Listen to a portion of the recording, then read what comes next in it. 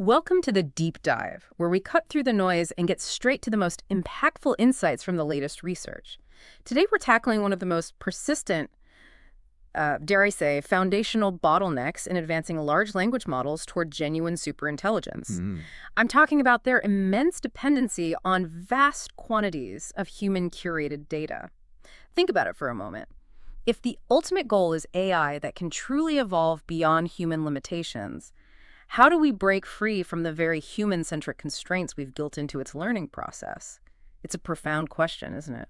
It absolutely is. The current paradigm, while it's been incredibly powerful, look at the leaps we've seen.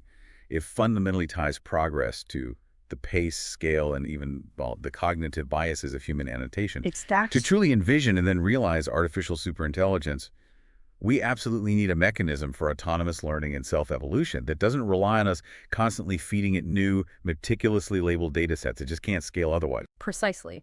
And that's our mission today. We're taking a deep dive into R0, self-evolving reasoning LLM from zero data. This is a truly fascinating and, I have to say, incredibly well-crafted technical report. It comes from the Tencent AI Seattle lab, working with researchers from WashU in St. Louis, University of Maryland, College Park, and UT Dallas. Right. A strong collaboration. Our goal is to meticulously unpack how R0 introduces a fully autonomous framework, one that enables LMs to literally self-evolve and generate their own training data from scratch. We'll explore the sophisticated underlying mechanisms and the pretty impressive empirical results that make this work really stand out. And we should probably mention, for you listening, we're assuming a good level of familiarity with ML, data science, math, the usual suspects.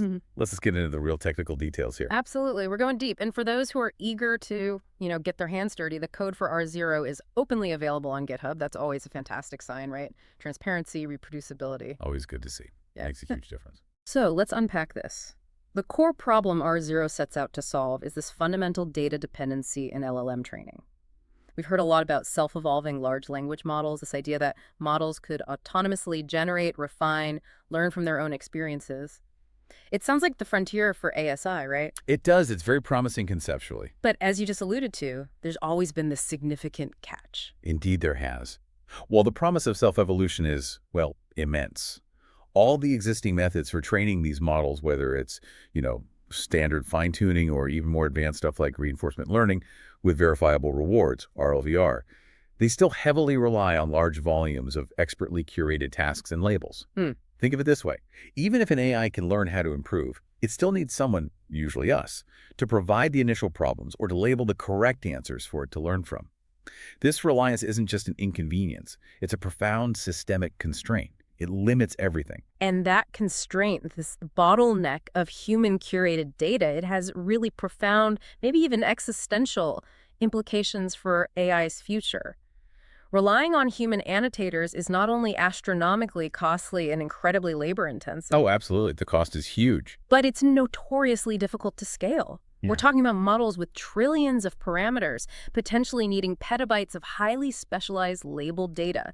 Can human effort genuinely keep pace with that demand? Realistically? It's unlikely, doesn't it? More critically, this bottleneck presents a fundamental ceiling, a limit on advancing AI systems toward capabilities that could eventually surpass human intelligence. If our AI can only learn what we explicitly teach it, how can it ever truly go beyond us? Right. Beyond the limits of human cognition and knowledge. It's sort of a self-imposed limitation on the very concept of superintelligence. Precisely. And look, prior approaches have certainly tried to chip away at this problem, attempting to reduce data dependence. Take, for instance, label-free reinforcement learning. Right, I've seen some work there. These methods aim to eliminate the need for explicit human labels. They try to derive reward signals directly from the model's own outputs, maybe looking at sequence-level confidence or output entropy, consistency, things like that. Okay. But here's the crucial limitation. They still depend on a pre-existing corpus of tasks. While they might not need humans to label solutions, they still need humans, or at least human-generated data sets, to provide the problems. Okay, so they're not truly generating from scratch. Exactly. That means they're not truly generating data from zero, which severely limits their scalability and autonomy in genuinely self-evolving settings. They're still pulling from a human-defined curriculum, essentially, even if the feedback loop is automated internally. Right. It's like saying you don't need a human to tell you if you got it right, but you still need a human to give you the puzzle in the first place. That's a good analogy. Yeah. Then you have these self-challenging approaches where LLMs are trained on tasks generated by the models themselves. Now that sounds closer to the ideal, doesn't it? The essence of self-evolution. It does sound closer. But even here, many of these methods still require external code executors or highly specialized verification oracles for validation. That's a huge hurdle. Yeah, especially outside of code generation or games. Exactly. Especially in domains like open-ended reasoning, where an explicit programmatic verification oracle just doesn't exist. How do you objectively verify a nuanced creative answer or a philosophical insight without human judgment? It forces you into very specific, often constrained problem spaces. That's a significant challenge that has kind of confined many self-play paradigms to domains like code generation or game playing where, a definitive correct answer can be algorithmically checked. Right, and that's precisely where R0 steps in with its core innovation. This framework is designed to completely overcome both these dependencies. No pre-existing human-curated data and no reliance on external verification environments. Wow, okay, so truly from zero. It quite literally begins with a single foundational base LLM and autonomously generates its entire training data from scratch. The name R0 itself is quite telling, isn't it? Highlighting this zero data starting point. It's a radical shift from learning from us to, well, learning from itself. That truly feels like the dream, doesn't it? A truly self-sufficient bootstrapping learning loop, and the way they achieve this is through what they term a co-evolutionary loop. R0 initializes two independent models from the same base LLM. But here's where it gets really interesting. It assigns them distinct co-evolving roles, a challenger and a solver. It's like setting up a dynamic, self-tuning feedback system within the AI itself. This duality is absolutely central to the framework's effectiveness, I think. The challenger, which they denote as Q theta, Q, has this highly specialized, quite sophisticated role. Okay. Its primary objective is to dynamically propose tasks that are specifically at the very edge of the solver's current capability. Crucially, it's not rewarded for generating just any questions, or even just hard questions. All right, it needs to be the right kind of hard. Exactly. It's rewarded for crafting problems that push the solver's current boundary questions that are difficult enough to be genuinely challenging, but not so impossible that the solver, gains no traction. Think of it as an AI coach, constantly devising the optimal next workout for its student. That's a great way to put it. And then you have the solver, S-Phi, whose role is, well, pretty predictably, to solve these increasingly challenging tasks posed by the challenger. Right. It tries to keep up. It's rewarded for successfully answering these problems. So you have this incredibly dynamic, almost symbiotic relationship, like two AI sparring partners in a dojo, each pushing the other to improve, constantly adapting to the other's growth.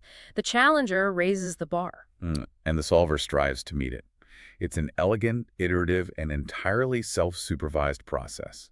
It minimizes and ultimately aims to eliminate human intervention. Right. The entire framework operates in a continuous multi-phase loop. First, there's a dedicated challenger training phase, where it learns to generate those optimally challenging questions.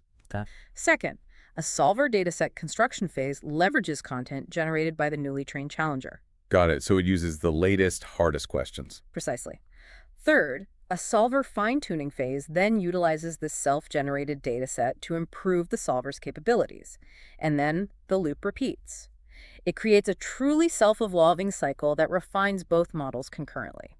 What's particularly insightful here is their choice of domain for this initial focus. The paper specifically zeroes in on mathematics. Why math? That's a smart choice, I think, because it provides a unique, convenient, and crucially a self-contained setting for generating objective pseudo-labels via majority voting. Right. No need for external checks. Exactly. This completely bypasses the need for those complex code executors or human annotators we talked about. Math problems, even complex ones, tend to have definitive, verifiable answers. This makes it a perfect testbed for this autonomous approach. It's an ideal sandbox for proving the concept before, potentially expanding to more subjective domains later on. Okay, that makes a lot of sense. So moving into the specifics of R0's mechanics, let's talk about the challenger's training. This sounds like the real engine of this self-evolving curriculum. It really is. Its objective, as we outlined, is to train the challenger Q to generate difficult yet solvable mathematical questions. To achieve this, R0 leverages a specific reinforcement learning algorithm called Group Relative Policy Optimization, or GRPO. GRPO. Okay, why that specific algorithm? Well, the choice is significant because GRPO is designed to fine-tune a policy LLM without the need for a separate learned value function. This can simplify the architecture quite a bit and potentially lead to more stable training in certain contexts. You're not trying to learn two complex functions simultaneously, which can sometimes be tricky to balance. Right, avoiding that complexity. So tell us more about GRPO's core idea. How does it work, especially in the context of training this question-generating challenger? Okay, so GRPO operates by normalizing rewards based on the performance of other responses generated from the same prompt.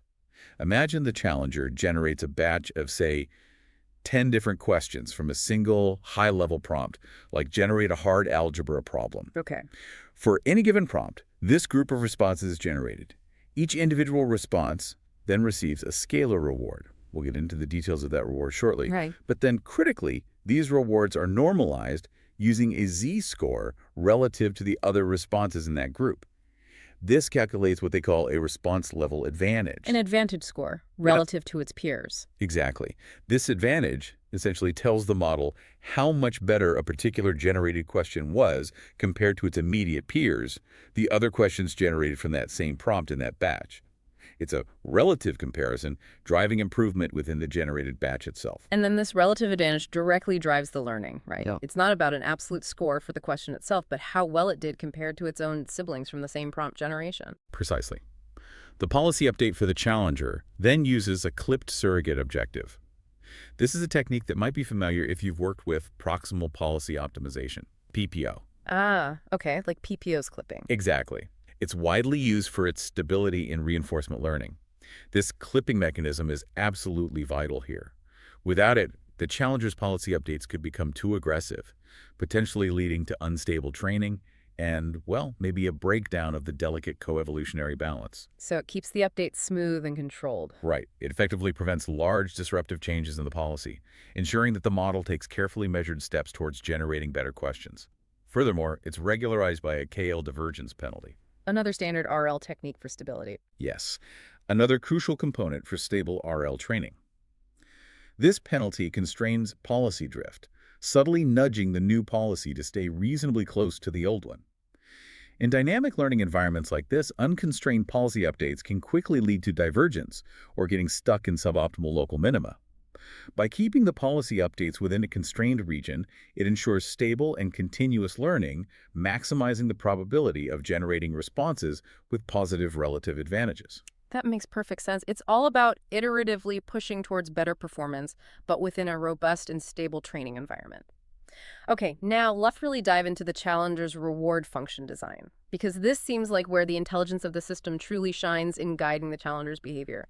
They use a composite reward, right? Combining signals for uncertainty, repetition, and format. Yes, exactly. Let's start with the uncertainty reward. That sounds like the core of its intelligent coaching ability we talked about earlier. The uncertainty reward is perhaps the most innovative component here. It's brilliantly designed to push the challenger to create questions that are neither trivially easy nor impossibly hard for the current solver. Here's how it works. For a generated question, let's call it X, the current solver is queried for M and 10 independent responses. Okay, 10 shots at the same question. Right. The most frequent response among these 10 is then identified and taken as the pseudo-label, X. This majority vote acts as a kind of self-generated internal consensus for the correct answer to X. Okay, so it's like the solver votes on its own answer. In a way, yes. Subsequently, the solver's empirical accuracy, X fix, is calculated. That's simply the proportion of its 10 responses that actually match this pseudo-label, this majority vote. So the solver basically self-evaluates its own internal consistency on a given question, and that consistency becomes a proxy for its certainty or confidence. Precisely. And then the uncertainty reward, run certainty X, is mathematically defined as 1 to px 12. 1 minus 2 times the absolute difference from 0.5. Okay, that's interesting. It is. This function has a fascinating property. It's maximized, it gives the highest reward. When pool is exactly 0.5, it explicitly incentivizes questions where the solver is maximally uncertain. So it wants questions where the solver gets it right about half the time. Exactly. That's the absolute sweet spot for learning. Think of it from a pedagogical perspective. If the solver gets every question right, T1, it learns nothing new. It's already mastered that material. Reward is 0.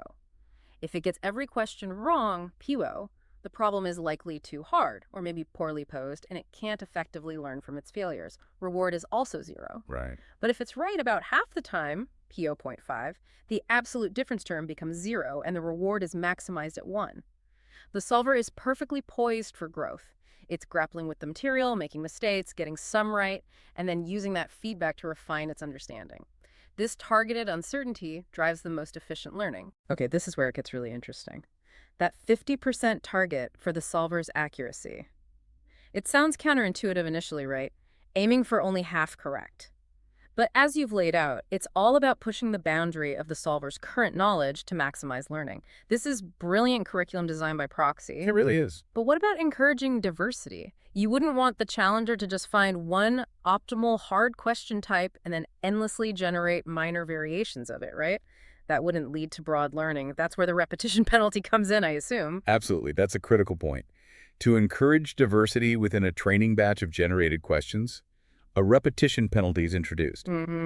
This is crucial for ensuring a rich and varied curriculum, preventing the solver from simply overfitting to a narrow set of challenging problems. Okay, how does that work? The mechanism uses BLEU score similarity, which is a common metric for assessing text similarity, especially in translation, but useful here too. It computes pairwise distances between the questions in a batch. The distance dividend between any two questions A is calculated as 1 BLEU. XJ. So high BLEU score means low distance, meaning they're similar. Exactly. Questions with a distance less than a certain threshold, ADEU, which they set to 0.5, are considered too similar. These similar questions are then grouped into clusters using agglomerative hierarchical clustering. They mention using scikit-learn with average linkage. This effectively identifies groups of questions within the batch that are too close to each other. So if questions are too close to each other in terms of content based on BLEU, they get clustered together and penalized. Precisely. The penalty for a specific question is then proportional to the relative size of its cluster. It's defined as LEA-OAKB, where all acts as a weighting factor, set to 1 in their experiments.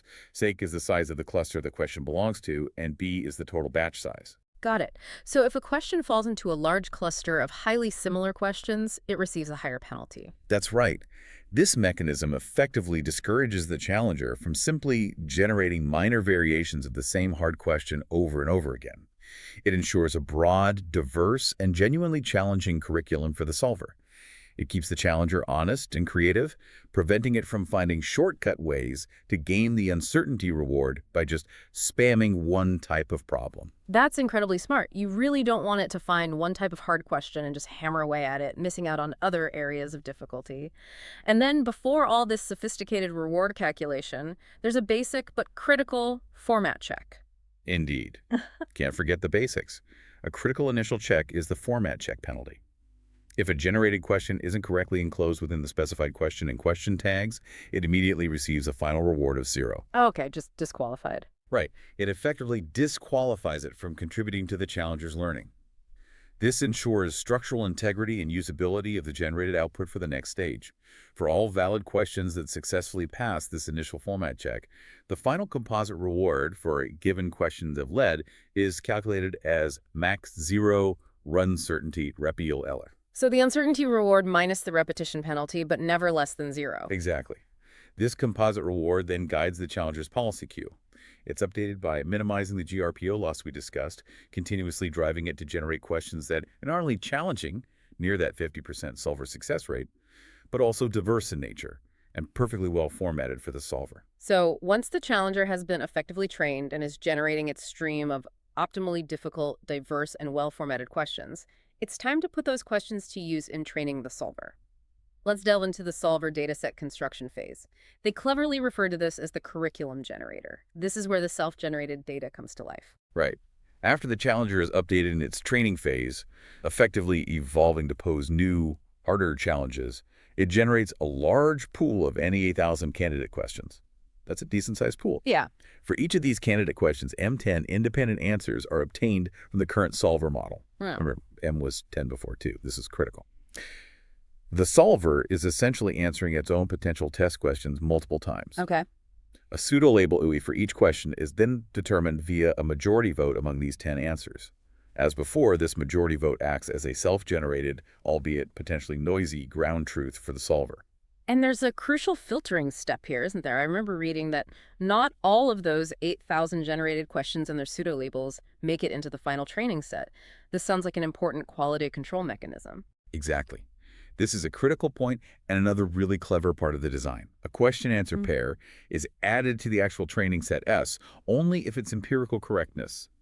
Remember, that's how many of the solver's 10 attempts match the majority vote, falls within a very specific informative band. An informative band. Okay, what defines that? Specifically, the condition is P12S, where S is set to 0.25 in the paper. Okay, so the absolute difference from 0.5 has to be less than or equal to 0.25, meaning Pu must be between 0.25 and 0.75. Precisely. That corresponds to 3 to 7 answers out of the 10 matching the majority vote. Any question where the solver was too consistent, 8, 9, or 10 matching, or too inconsistent, 0, 1, or 2 matching, gets filtered out. Right, so it discards tasks that are either too easy for the solver to learn from, For questions it already largely masters. or too hard, meaning the solver is consistently incorrect even after multiple attempts, suggesting it's maybe beyond its current comprehension, or the pseudo-label is just garbage. Exactly. This filtering step is ingeniously designed to discard tasks that fall outside that optimal learning zone. What's truly fascinating here, as you mentioned in the outline, is that this filtering serves a dual purpose beyond just difficulty calibration. It's not just about managing the challenge level. It also seems to act as an implicit quality control mechanism for the self-generated data itself. Precisely. That's a really key insight. While the primary goal is indeed to discard tasks that are too easy or too hard, thereby optimizing the learning curriculum, it simultaneously functions as an implicit quality control. Questions where the solver's empirical correctness is either extremely high or extremely low, particularly very low. Well, that often indicates issues beyond just difficulty. Like what? They can signal ambiguity in the question itself. Maybe the question is ill-posed, or perhaps the pseudo-label derived from the majority vote is inherently unreliable or inconsistent because the solver just couldn't converge. By filtering out these low consistency and very high consistency items, the method simultaneously improves the quality and the uncertainty calibration of the training data. So it cleans up the data automatically. In effect, yes. It ensures that the solver is learning from a clean, well-curated, and genuinely informative self-generated curriculum, rather than being confused by ambiguous or poorly formed problems or wasting time on things it already knows. So with this carefully constructed and intelligently filtered dataset S, how is the solver then trained? Is it another GRPO application? Yes, the solver is then fine-tuned on this newly curated dataset of challenging problems, S. And you're right, similar to the Challenger, GRPO is also used for this stage. But here, the reward signal is much more straightforward and directly verifiable. How so? For a given question EM from this training set S and its corresponding pseudo-label E, the one derived from the majority vote and past the filter, the solver generates a batch of answers. Each individual answer XJ produced by the solver receives a simple binary reward.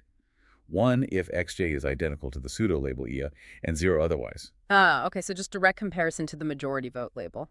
Exactly. This aligns directly with the reinforcement learning with verifiable rewards, or RLVR, paradigm, where the correctness can be objectively and deterministically confirmed against that pseudo-label.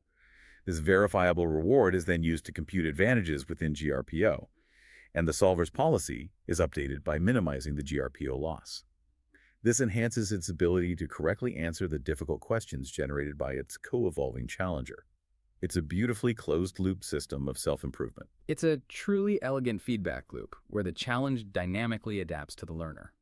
Now let's delve into the theoretical underpinnings of this uncertainty reward that 1, 2px, 12 function. Because there's a solid mathematical reason why aiming for that 50% accuracy is considered the sweet spot for learning, right? It's not just an intuitive guess, there's a rigorous basis for it. Absolutely.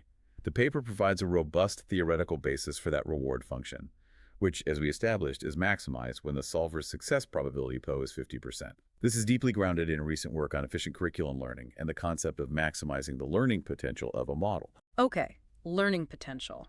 How is that quantified? If we connect this to the bigger picture, the core insight is that the learning potential of the current solver, which can be quantified by its KL divergence to an optimal policy, is lower bounded by the variance of the solver's reward. To maximize learning, you essentially want to maximize this lower bound, and therefore you want to maximize the variance of the reward signal it receives. So the more variance in the reward, the higher the potential for learning. This means questions where the outcome is less predictable, closer to a coin flip, are the ones where the solver stands to gain the most information. Precisely. Think about it. If the reward is always 1, always correct, or always 0, always incorrect, the variance is 0. There's no uncertainty, no information gain. For the binary reward used in R0 solver training, 0 or 1, the success probability 2 directly impacts this lower bound on learning potential. Specifically, the variance of a Bernoulli trial is P1P. So the lower bound is proportional to this term, P1P. Ah, okay. And if you think about the function fp1p, Right, it's a simple parabola opening downwards. It reaches its maximum value exactly when p equals 0.5. At p.5, p1p is 0.5 times 0.5, which equals 0.25, the highest possible variance for a binary outcome. So what does this all mean for the challenger's strategy? It's not just about making questions harder in some vague sense. It's about making them optimally difficult in a mathematically precise way to maximize the solver's learning rate. It means that by incentivizing questions that push the solver towards that 50% success probability, the framework is theoretically motivated to generate a maximally efficient curriculum in each and every iteration. It's always presenting the solver with problems that are neither trivial nor impossible, but rather precisely at the edge of its current capabilities, where the uncertainty, and thus reward variance, is highest, and therefore where it can learn the most. This is a very targeted, mathematically optimized, and profoundly efficient way to drive continuous autonomous learning. that's a powerful theoretical justification that really underpins the entire framework. Let's move on to the experiment settings. They used a couple of different model families to evaluate R0, didn't they? To show its applicability across different foundational architectures. Yes, for sure. They were quite thorough. To rigorously assess the impact of scale within a single architectural family, they utilized Qwen 3 4B base and Qwen 3 8B base models from the Qwen series. Okay, the Qwen models. But they were also keen to ensure R0's effectiveness on a distinct lineage, one that might present different baseline characteristics or training histories. For that, they utilized OctoThinker 3B and OctoThinker 8B models. OctoThinker. Okay, why was that choice noteworthy? Well, this choice is particularly interesting because OctoThinker models are continually trained from Llama 3.1 models. And there have been some prior reports suggesting suboptimal reinforcement learning results specifically on Llama-based architectures. So using OctoThinker allowed them to address that potential concern head-on and demonstrate R0's broad applicability and robustness across different foundational models, not just one specific type.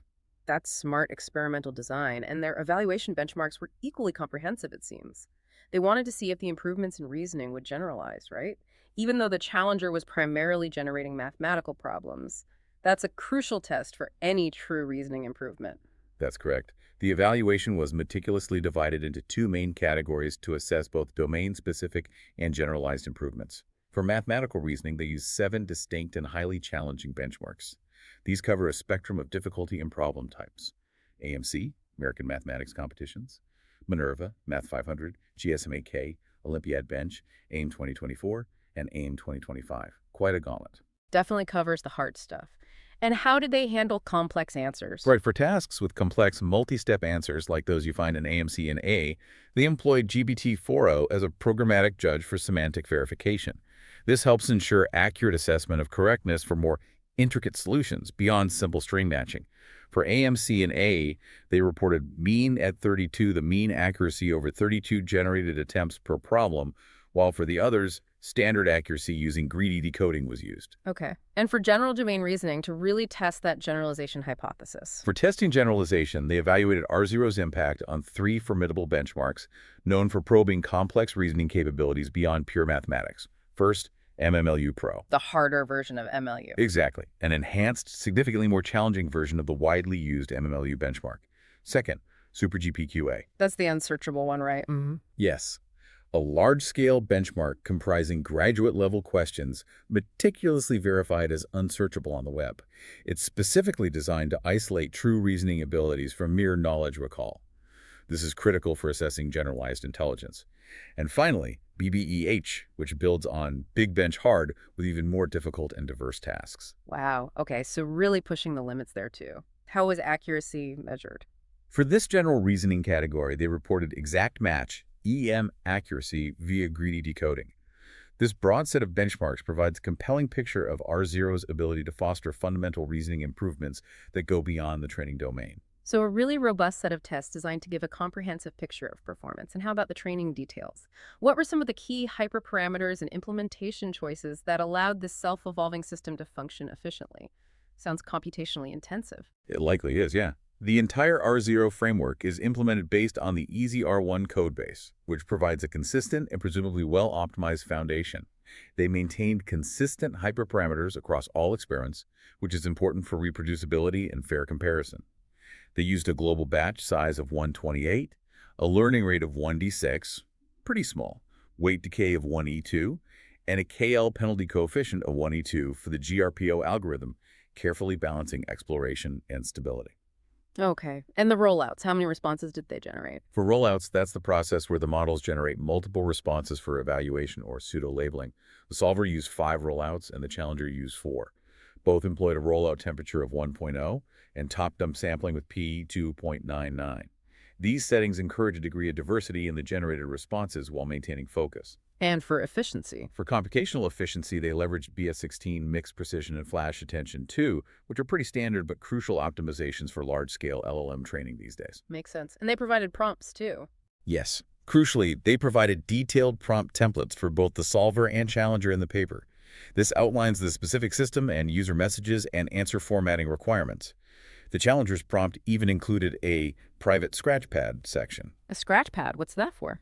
It seems to simulate an internal thought process for step-by-step problem design before outputting the final formatted question. It's an interesting design choice for prompting complex reasoning generation, and the GPT-4o judge prompt for evaluation was also fully specified, enhancing transparency and replicability. Okay, so we've covered the fundamental problem, the ingenious solution, the intricate mechanics, and the rigorous experimental setup. Now let's get to the payoff, the empirical results. How did R0 actually perform on those mathematical reasoning benchmarks? Did this coevolutionary loop truly lead to significant improvements? The results were quite compelling, yeah. They unequivocally demonstrated the framework's effectiveness. The R0 iterative training process consistently and substantially improved performance across all tested architectures and scales. This wasn't just a marginal gain. We're talking about meaningful leaps in mathematical reasoning capabilities. Like how much? Any specific number? Sure. For instance, the Qwen3 8B base model, one of the larger architectures they tested, saw its average mathematical performance increase by an impressive plus 5.51 points. It climbed from a baseline score of 49.28 to 54.69 after just 3 iterations of R0's self-evolutionary training. Wow, over 5 points average gain on those tough math benchmarks is substantial. And it worked for smaller models, too? It did. Even smaller models, like the OctoThinker 3B, which typically have less capacity to begin with, showed significant gains. It improved by plus 2.68 points on average. This indicates that the benefits are not exclusive to larger models, but scale down effectively. It's a good sign. So it's not just for the biggest models, it works across the board. That's a key indicator of a robust method. And was this improvement a one-off jump, or did it show a clear progressive trend across the iterations, suggesting true continuous learning? It definitely showed a clear progressive trend across iterations that really underscores the benefits and stability of the coevolutionary dynamic. Taking the Qwen3 8B base model again as an example, its average score climbed steadily from its base performance of 49.18. After the first R0 iteration, it jumped to 53.39. Okay, a big jump initially. And then further to 54.69 by the third iteration. This monotonic improvement, this steady climb, was observed across all models. It consistently demonstrates that the progressively more capable solver learns effectively from an increasingly challenging curriculum generated by its co-evolving challenger. This isn't just a one-shot fine-tuning effect. It looks like genuine iterative skill acquisition. That progressive gain is absolutely critical. It shows the system is genuinely evolving and not just converging quickly to some local optimum. And how important was that RL-based training for the challenger itself? Was it just any question generator, or did that reinforcement learning component, the GRPO, and the carefully designed reward function really make the difference? That's a great question, and they tested it. The critical role of the challenger's RL-based training was strongly validated by the immediate and substantial performance leap observed when comparing the first iteration of R0 to a baseline they called the base challenger. Base challenger, what's that? The base challenger scenario effectively represents a version of the system where the solver is trained on questions from an untrained, generic question generator. Essentially a challenger that isn't intelligently trying to find the optimal difficulty using RL. Okay, so just random hardish questions maybe. Something like that. And the results were clear. On the Qwen3 8B base model, the first R0 iteration provided a notable plus 1.52 point gain over this untuned baseline. The improvement was even more pronounced on the smaller Qwen3 4B base, showing a remarkable plus 3.7 point increase over the base challenger setup. Wow, okay, so the RL really matters. Absolutely. This confirms that the intelligently designed RL-trained challenger, with its calibrated uncertainty and diversity rewards, generates a significantly more effective and efficient curriculum than what a non-trained or naive generator could ever produce. It's a difference between, like, a random workout and one custom designed by a good coach for peak performance. That's a clear and compelling validation of the RL design within the challenger. Now, moving to the general reasoning benchmarks. This is the big test for generalization, right? Yeah. Did all this math-focused training actually generalize to other domains like MMLU Pro and Super GPQA, or was it just teaching the models to do math better and nothing else? This was indeed a key finding, and the answer is a resounding yes. There was successful generalization of reasoning ability. Despite the training process focusing primarily on mathematical problems, which might seem quite domain-specific, Right, you'd worry it might overfit to math. R0 demonstrably enhanced general domain capabilities across all tested models. For example, the Qwen3 8B base, after those 3 iterations of math-focused training, improves its average general domain score by plus 3.81 points. Plus 3.8 points on average across MMLU Pro, Super GPQA, BBEH. That's significant. It is. And similarly, the OctoThinker 3B, a smaller model, saw its general domain score improve by a very respectable plus 3.65 points. That's truly fascinating. It strongly suggests that the method isn't just teaching the model domain-specific knowledge or rote memorization of math facts. Instead, it appears to enhance the model's underlying abstract reasoning capabilities in a fundamental way that successfully generalizes across diverse domains. That's the implication, yes. It's learning how to reason more effectively, perhaps, rather than just what to reason about in a specific context like math. This is a crucial step towards truly versatile AI, isn't it? Exactly. This capacity for cross-domain generalization indicates that R0 is pushing models towards a more robust, foundational understanding of problem solving, which is arguably one of the most exciting implications of this work. To truly understand R0's behavior and validate the importance of its individual components, the paper includes a detailed in-depth analysis, particularly an ablation study conducted on the Qwen3 4B base model. What did that reveal about the unique contribution of each key component to the overall system's success? The ablation study was very informative. It meticulously isolated the contribution of 3 critical modules: the RL Challenger, the reinforcement learning part for question generation, the repetition penalty for ensuring question diversity, and the tapped filtering for quality control and difficulty calibration during solver dataset construction. Okay, so they knocked out each piece one by one. Essentially, yes. And the results provided clear evidence that removing any of these core components led to a significant and detrimental degradation in overall performance. It really underscored their necessity. They all play an important role. So which one had the biggest impact when removed? Was there a single silver bullet component, or were they all equally critical? Well, the largest and most striking drop in performance occurred when they removed the reinforcement learning component from the Challenger. So, disabling its GRPO training and effectively making it a static, unoptimized question generator, like that base Challenger scenario. Right. What happened then? The mathematical reasoning average score plummeted by 3.7 points. Yeah. And perhaps even more critically for the generalization argument, the general domain average dropped by a substantial 4.1 points. Yeah, over 4 points on general tasks just from removing the Challenger's RL training. Exactly. This result strongly highlights the immense importance of the co-evolutionary curriculum generation process, driven by reinforcement learning, as the absolute cornerstone of R0's success. Without the Challenger intelligently pushing the boundaries and calibrating difficulty, the system's learning potential is severely curtailed.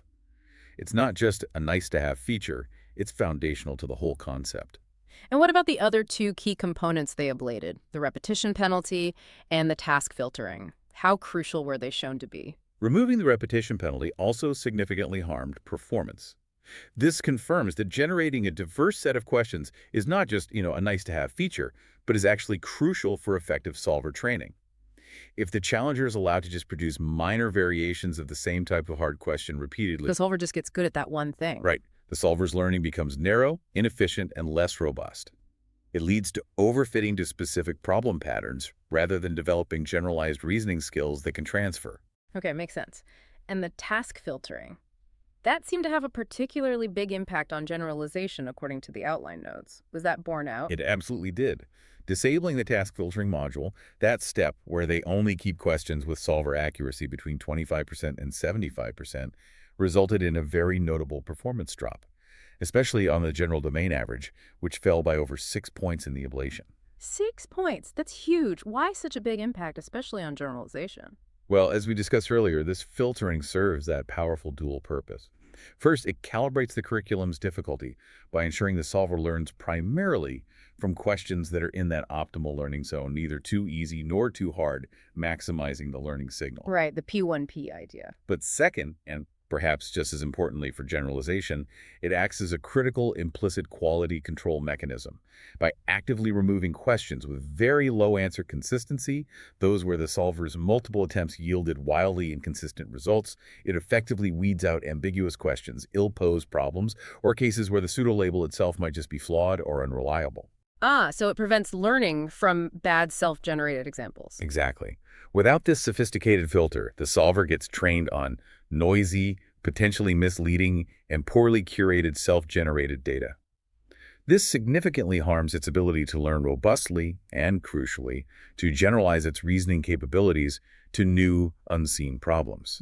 It really drives home the quality over quantity principle, even when the data is self-generated. That makes perfect sense. It really is a garbage in, garbage out scenario, even if the garbage is self-generated by the model itself. Now, this next part of the analysis sounds truly insightful, offering a window into the actual dynamics of the coevolution, the evolution of question difficulty and pseudo-label accuracy over time. How do the challengers' generated questions and their corresponding solver-derived pseudo-labels actually change across the iterations? Yes, they conducted a very smart analysis here to peek under the hood. To study this, they created distinct test sets by sampling 200 questions from the challenger's policy after each of the first 3 training iterations, ITER 1, ITER 2, ITER 3. Then, to get an objective measure of true difficulty and pseudo-label accuracy, they used GPT-4o as an external oracle, basically assuming its answers provided the perfect ground truth for these math problems. This allowed them to analyze how the self-generated curriculum was truly evolving, independent of the system's internal metrics. Clever. And what did they find regarding the intrinsic difficulty of the questions generated by the challenger? Was it truly getting harder over time? The first key finding was a clear confirmation. Yes, the questions generated by the challenger became progressively more difficult across iterations. This was directly evidenced by evaluating a static solver model specifically, the solver taken after iteration 1 against these evolving question sets from ITER 1, 2, and 3. So using the same solver to measure the changing difficulty of the challenger's output. Exactly.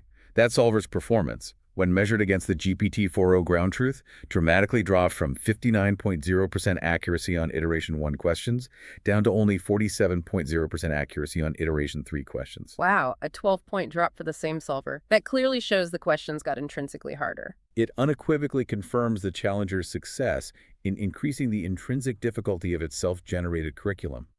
It's literally teaching itself to create tougher exams for its partner over time. So the challenger is absolutely doing its job of making things harder, but what about the quality of those pseudo-labels, the ones generated by the solver itself via majority vote? Did those hold up as the questions got tougher, or did the increased difficulty also lead to a decrease in the reliability of the self-generated truth? Here's where an interesting and crucial trade-off emerges. While the true accuracy of the self-generated pseudo-labels, again, validated by GPT-4o, was initially quite high at 79.0% for iteration 1 questions. Nearly 80% accurate pseudo-labels? That's pretty good. It is, but it systematically dropped to 63.0% by the 3rd iteration. Down to 63%. That's a significant drop in pseudo-label quality. It is. This indicates that as the problems generated by the challenger become increasingly difficult and push the boundaries of the solver's capabilities, the solver's majority vote becomes a less reliable source for ground truth. This decline in data quality, specifically pseudo-label accuracy, is identified in the paper as a critical trade-off and a potential bottleneck for the framework's ultimate performance in the long run. It's definitely a key area for future research, how to maintain label quality as difficulty ramps up. That's a significant point. If the self-generated labels become less accurate as the problems get harder, it could eventually hinder further learning or even introduce erroneous information into the training loop. That sounds problematic.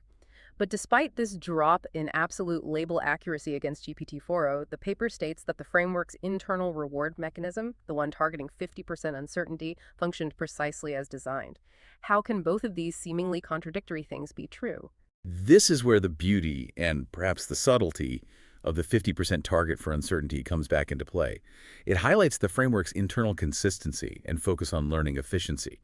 If you look at the scores on the analysis tables diagonal in the paper, those diagonal entries show how each evolved solver performs on questions generated by its contemporary challenger, meaning the challenger that had just finished training in the same iteration and was generating questions optimized for that specific solver's current capability. Right, solver iter 1 on challenger iter 1 questions, solver iter 2 on challenger iter 2, and so on. Exactly. And what you see is that the solver from iteration 2 achieved 51.5% accuracy on its contemporary iteration 2 questions. And the solver from iteration 3 achieved 50.5% accuracy on its contemporary iteration 3 question. So internally, between the contemporary challenger and solver, the accuracy stayed right around that target 50% mark. Precisely. It consistently hovers right around that 50% target. This demonstrates that even if the true ground truth of a problem becomes harder for the solver to discern and agree on, leading to lower overall pseudo-label accuracy when checked against an external oracle like GPT-4o, the challenger is still successfully calibrating the question difficulty to match the solver's evolving capabilities. It consistently targets that optimal 50% success rate that the uncertainty reward function explicitly incentivizes. Okay, I see. So the system is internally optimizing for maximum learning efficiency based on its own perceived uncertainty, even as the problems become intrinsically harder to solve perfectly, according to an external judge. It's maintaining a dynamic equilibrium focused on pushing the learning boundary. That's a crucial distinction. It's optimizing for internal learning progress, maximizing the informational value of each generated problem for the current solver, even if it means a slight divergence from what a perfect external oracle might agree on for the pseudo-label. Okay, finally, let's talk about R0 synergy with traditional supervised data. Is this method intended as a replacement for human-labeled data, or can it actually work together with it to achieve even greater performance? The analysis clearly shows that R0 acts as a powerful performance amplifier, rather than being redundant with labeled data. This is a very important finding for practical applications, I think. How do they show that? They conducted an experiment where R0 trained checkpoints models that had already gone through several iterations of self-evolution were subsequently fine-tuned on the same standard human-labeled dataset that was used to establish a supervised baseline, fine-tuning the original base model directly. Okay, so R0 first, then standard supervised fine-tuning, SFT. Exactly. And the results were compelling. Models that were first improved by R0 achieved significant additional gains compared to just doing the SFT on the base model alone. On average, they saw an extra plus 2.35 points in performance across the board. So R0 seems to provide a superior initialization or foundational capability. It's almost like it sculpts the model into a much more adept and efficient learner before it even sees any human-curated data, allowing it to leverage that supervised data more effectively when it finally does. It makes the supervised learning phase more potent. Exactly. That's a great way to put it. This confirms that the co-evolutionary process within R0 enables the model to better utilize and absorb supervised information, achieving performance levels potentially unattainable by standard fine-tuning alone on the base model. It suggests the powerful hybrid approach. R0 builds fundamental reasoning skills autonomously, and then traditional supervised learning can layer on more precise, domain-specific knowledge or further refine those skills with high-quality human guidance. It leverages the best of both worlds. That's really promising. Okay, to put R0 into broader context within the AI research landscape, let's briefly touch upon related work. How does it differentiate itself from other label-free reinforcement learning approaches that we've seen emerge recently? You mentioned those earlier. Right. R0 indeed builds upon the promising field of label-free reinforcement learning. This area focuses on improving LLM reasoning without relying on human-annotated solution data. often by using the model's own internal outputs as proxy reward signals, looking at things like answer consistency, sequence-level confidence, or maybe minimizing output entropy. Okay. However, a key distinction, and indeed R0's defining innovation, is that while these prior methods typically still rely on a pre-existing set of unlabeled problems or a vast corpus of unannotated tasks to learn from. They still need the questions, even if not the answers. Exactly. R0 uniquely removes the need for any seed dataset of problems. It truly starts from zero external data. It generates both the problems and the solutions, or pseudo-solutions, entirely from within its own coevolutionary loop. Got it. And the concept of self-play in large language models has been quite successful, particularly in verifiable domains like game playing, AlphaGo, etc., or code generation. How does R0 extend that paradigm into a more generalized reasoning context? Self-play, where models take on dual or multiple roles, like a generator and a discriminator or a coder and a tester, to create a self-improvement loop, has seen remarkable success in domains where a definitive correct action or output can be verified programmatically. You mentioned games and code generation, perfect examples. Right. R0 masterfully extends this paradigm to general reasoning domains, specifically math in this paper, which traditionally lacks such clear, easy-to-implement external verifiable environments, like a game engine or a code compiler. Instead of relying on external rule-based verifiers for reward signals, R0 learns from a reward signal derived purely from the model's own internal consistency, that brilliant majority voting and uncertainty score mechanism we dissected. So the verification is internal, based on consensus and uncertainty. Precisely. This is a significant conceptual leap, allowing for more autonomous self-improvement in broader and more abstract contexts, where explicit external verification is often impractical or simply impossible. And finally, reinforcement learning with verifiable rewards, or RLVR. R0 certainly seems to leverage that paradigm in its solver training phase, doesn't it? Yes, absolutely. R0 integrates RLVR effectively within its broader self-evolving framework. Specifically, as we discussed, it utilizes RLVR in its solver training phase. It leverages the objective nature of mathematical answers, compared to its pseudo-label, to assign simple binary rewards. Correct? Yeah. Incorrect. RLVR itself has proven to be a versatile and powerful paradigm for enhancing LLMs and tasks where response quality can be deterministically verified against some ground truth or specification. R0 builds upon this, but critically, it generates the verifiable rewards based on its internal self-consistent process, the majority vote pseudo-label, rather than requiring external human-curated labels or external verification tools. It's essentially a closed-loop RLVR system powered by self-generation and internal consistency checks. Okay, that puts it nicely in context. Right. So let's try to wrap this up. We've truly unpacked R0 today, a really impressive and, I think, deeply insightful framework from Tencent AI Lab and its collaborators.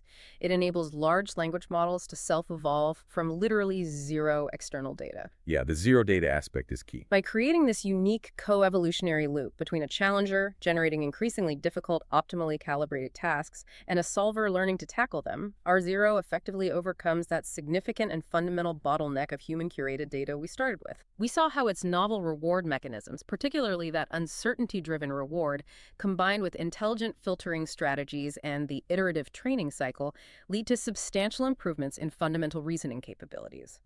And crucially, these improvements even generalize across domains, providing a powerful synergy with traditional supervised fine-tuning. This really feels like a significant step toward truly autonomous AI learning. Indeed. And the paper points to several exciting future directions. Things like further improving the efficiency of the framework it sounds computationally intensive. Also, exploring more robust labeling techniques, perhaps ones less dependent on simple majority vote, especially for those increasingly difficult problems where pseudo-label accuracy started to drop. Right, that accuracy drop is a key area. And crucially, expanding R0 to new domains beyond mathematics. However, it's also important to acknowledge a current limitation, which they do mention. R0's core mechanism, particularly the pseudo-labeling via majority voting and the uncertainty calculation, is best suited for domains where correctness can be, at least somewhat, objectively determined or agreed upon. Like math, or maybe certain types of coding or factual QA. Exactly. Extending this self-evolutionary paradigm to highly subjective, open-ended generative tasks, think creative writing, philosophical discourse, nuanced dialogue where evaluation is inherently subjective and consensus is rare. Well, that remains a significant and very challenging hurdle for this kind of approach. Absolutely. And that you, our listener, is the provocative thought for today, something to chew on long after this deep dive ends. What does it truly mean for the future of artificial intelligence when models can not only learn from us, but autonomously generate their own increasingly challenging curriculum, pushing the boundaries of what's knowable and solvable entirely on their own, outside the limits of direct human intervention or data curation? What new forms of intelligence, what new capabilities might emerge from such a self-sustaining, self-improving loop? It's a future that work like R0 brings us tantalizingly closer to contemplating.